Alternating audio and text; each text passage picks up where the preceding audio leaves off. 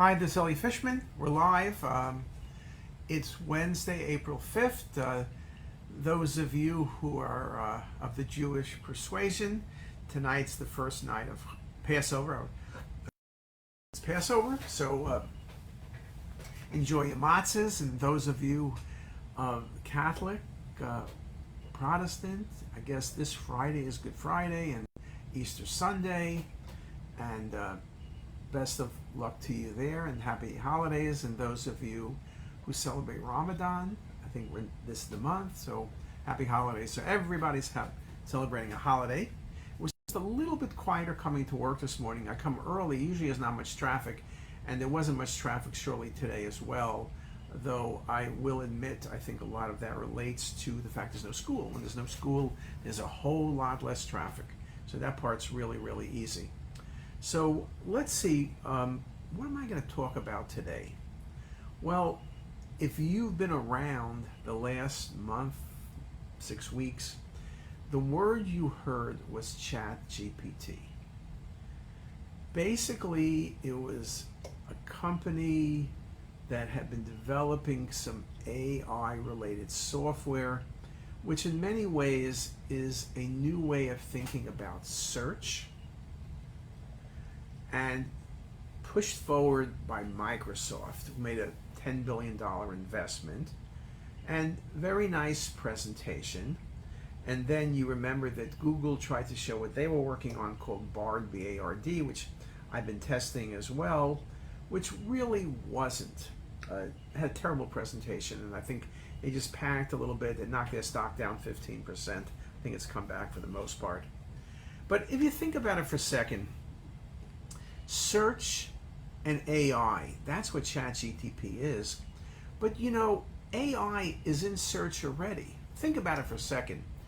If you go to Google and you type in IPMN, the computer decides where it's going to take you to the best articles on IPMN. It'll take you to articles that are published, it'll take you to some surgical stuff, radiology stuff.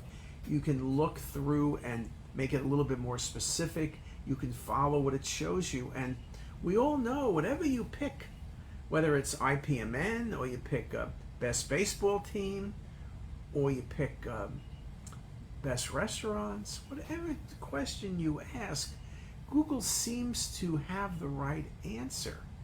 That's AI. So to say that we now are using AI for search is really incorrect. But what ChatGPT is, and we did publish an article, I'll just tell you that Philippe Sawyer, who's editor of Diagnostic and Interventional Radiology, which is a very highly rated journal, wrote an article about ChatGPT, or used ChatGPT to write an article, and then asked us to comment on it. And as many of you know, we are working closely with Microsoft, so I asked my friends at Microsoft, Juan and Bill Weeks, to basically help us, and we wrote an article that's published, and we're writing another article about it. But basically what you're looking at is the ability to train something to be able to answer questions, to be able to search information. Now, ChatGPT is at the 4.0, maybe 4.5 level. A month ago it was at the 3.5 level. So people wrote, oh, it's incredible, and then people wrote, oh, look at the wrong answers. I've seen people show things, and you know, it really is good. So I am really pleased with that. So in a sense, that part is really good, okay? The flip side is you're in the process really of looking at something that's being developed, okay? You know, this is important. This is what's really important. As you develop things, it's not perfect. And so people say, oh, ChatGPT doesn't work well because it answered these questions incorrectly. One of the things with ChatGPT, which is kind of interesting, it doesn't give you the source of information. So if I ask you a question, what's the 5 most common findings in von Hippel-Lindau disease? You can list them, but how did you get those answers?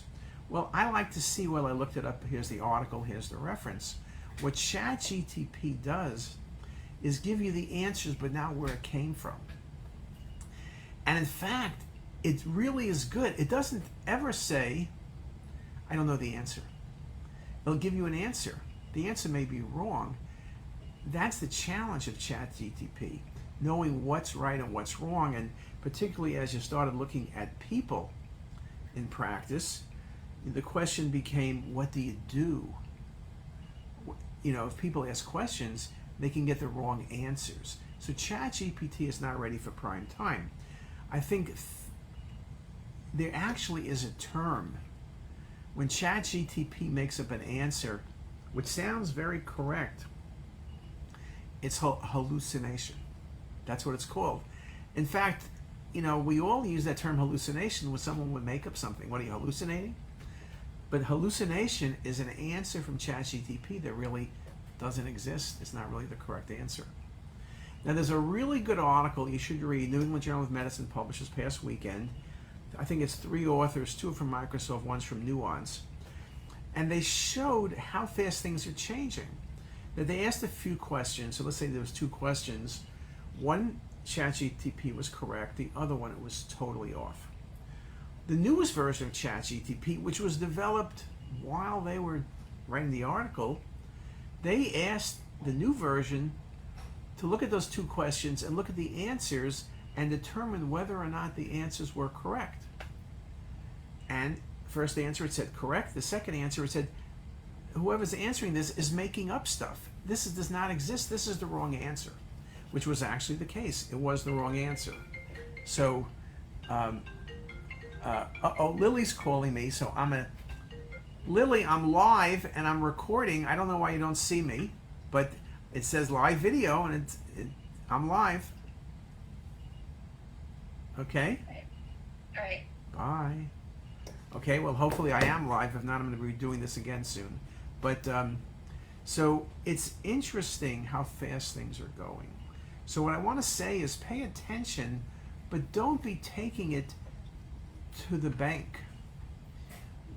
One of our friends at Microsoft tell us one of the greatest things about ChatGPT will be that it can go into medical records, look at a patient's notes from multiple physicians over time, tons of material which nobody ever gets to go look through, and then take all the material and then give you one report telling you everything.